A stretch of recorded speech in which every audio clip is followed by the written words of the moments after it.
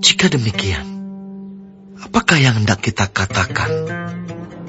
Bolehkah kita bertekun dalam dosa, supaya semakin bertambah kasih karunia itu? Sekali-kali tidak. Bukankah kita telah mati bagi dosa? Bagaimanakah kita masih dapat hidup di dalamnya? Atau tidak tahukah kamu bahwa kita semua yang telah dibaptis dalam Kristus telah dibaptis dalam kematiannya? Dengan demikian, kita telah dikuburkan bersama-sama dengan Dia oleh baptisan dalam kematian, supaya sama seperti Kristus telah dibangkitkan dari antara orang mati oleh kemuliaan Bapa, demikian juga kita akan hidup dalam hidup yang baru. Sebab jika kita telah menjadi satu dengan apa yang sama dengan kematiannya, kita juga akan menjadi satu dengan apa yang sama dengan kebangkitannya. Karena kita tahu bahwa manusia lama kita telah turut disalibkan, supaya tubuh dosa kita hilang kuasanya, agar jangan kita menghambakan diri lagi kepada dosa. Sebab siapa yang telah mati, ia telah bebas dari dosa. Jadi jika kita telah mati dengan Kristus, kita percaya bahwa kita akan hidup juga dengan Dia. Karena kita tahu bahwa Kristus sesudah Ia bangkit dari antara orang mati, tidak mati lagi. Maut tidak berkuasa lagi atas Dia. Sebab kematiannya adalah kematian terhadap dosa, satu kali dan untuk selama-lamanya. Dan kehidupannya adalah kehidupan bagi Allah. Demikianlah hendaknya kamu memandangnya, bahwa kamu telah mati bagi dosa, tetapi kamu hidup bagi Allah dalam Kristus Yesus. Sebab itu, hendaklah dosa jangan berkuasa lagi di dalam tubuhmu yang fana, supaya kamu jangan lagi menuruti keinginannya. Dan janganlah kamu menyerahkan anggota-anggota tubuhmu kepada dosa untuk dipakai sebagai senjata kelaliman.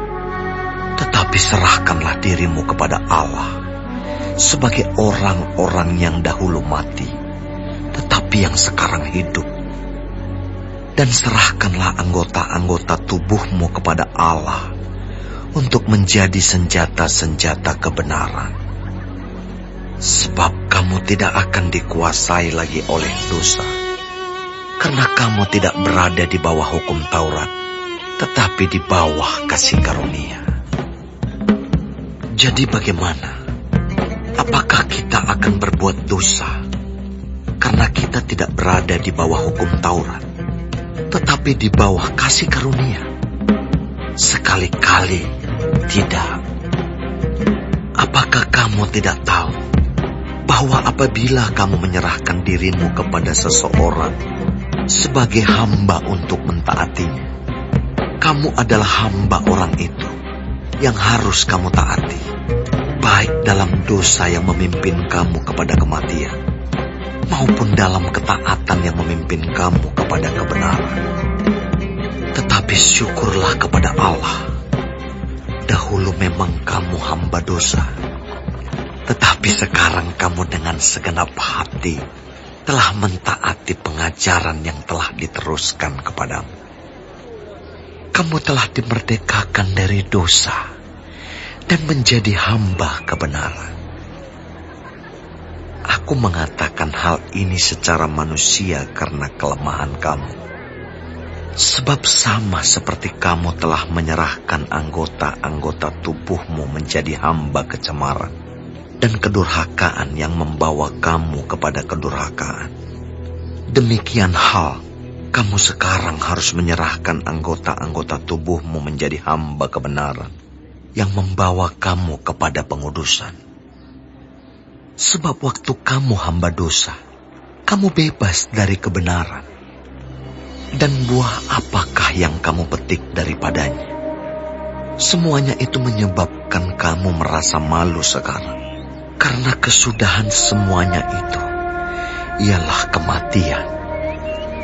Tetapi sekarang, setelah kamu dimerdekakan dari dosa, dan setelah kamu menjadi hamba Allah, kamu beroleh buah yang membawa kamu kepada pengudusan.